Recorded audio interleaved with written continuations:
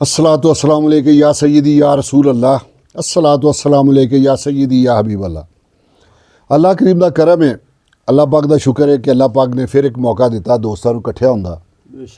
अल्लाह पाक सब नूं अपनी हिफ्ज़ो मान च रखे, अल्लाह पाक साडा सफ़र आसान करे परवरदिगार। खैरोफियत नाल आया तो अल्लाह पाक खैरोफियत नाल वापस लै जाए।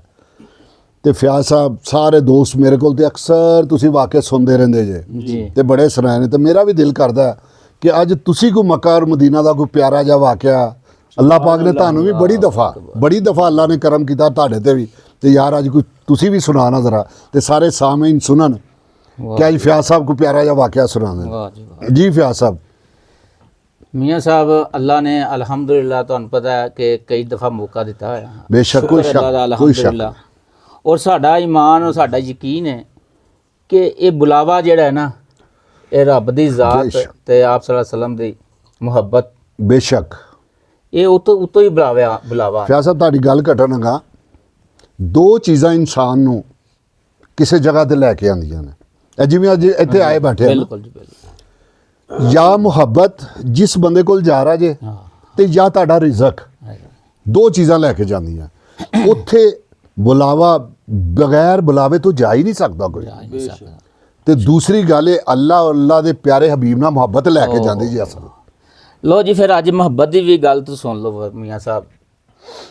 2023 दे विच मेरा बड़ा दिल करदा सी पिया कि उमरे ते चलीए, अल्लाह अकबर, उमरे ते चलीए, क्योंकि वक्फा पिया सी करोने दी वजह करोने दा। अल्लाह ताला हर साल कोई ना कोई बहाने दे नाल अल्लाह बुला लेंदा सी। बेशक करोने दी वजह तो जेड़ा वक्फा पिया सी, बड़ी चाह है सी, तलब है सी।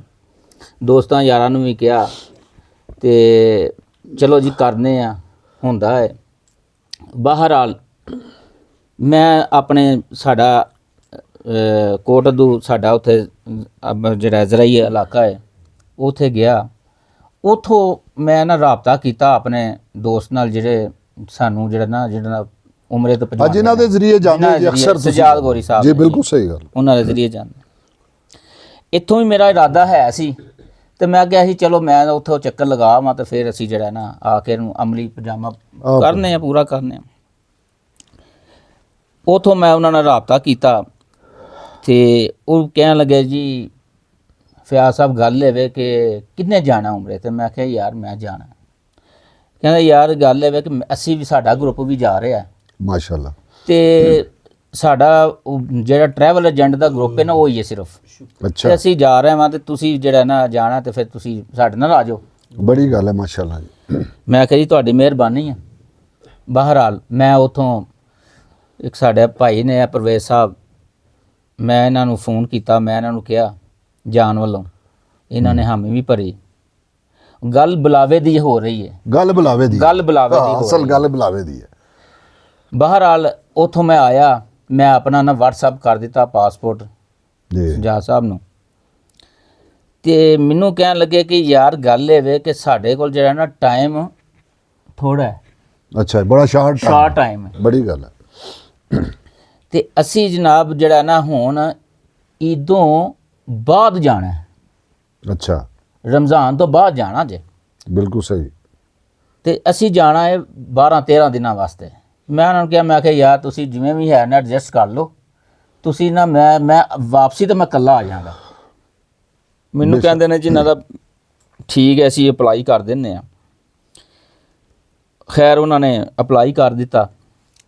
एक दिन कहंदे ने मैनूं फोन आया तो कहंदे ने यार वीज़े ते उन्होंने पिछों सऊदी हुकूमत ने बंद कर दिते ने, ते साडे वीज़े आ गए ने ते तुहाडा रह गया। बड़ी अल्लाह अकबर, अल्लाह अकबर। मैं उन्होंने कहा, मैं क्या यार तुसीं ट्राई जारी रखो, तुहाडी मेहरबानी, तुसीं टिकट लवो। आंदे ने यार फयाज साहब वीज़ा दा जेह्ड़ा टिकट जेह्ड़ा कर लांगे, पहले पासपोर्ट वीज़ा आ लवे, टिकट मैं तुहाडी बना देंगा। बड़ी गल है। खैर मियाँ साहब मैं दिल मेरा परेशान सी उदों कि मैं रह ना जावां यार, ये जे ग्रुप चला गया मैं रह ना जावां। ज़ाहिर है तड़प तलब अल्लाह अकबर। मियाँ साहब मैं एक रात मैं सुता ते मैनू ख्वाब की आई कि मैं मदीने पहुंचे। अल्लाह अकबर, सुभान अल्लाह।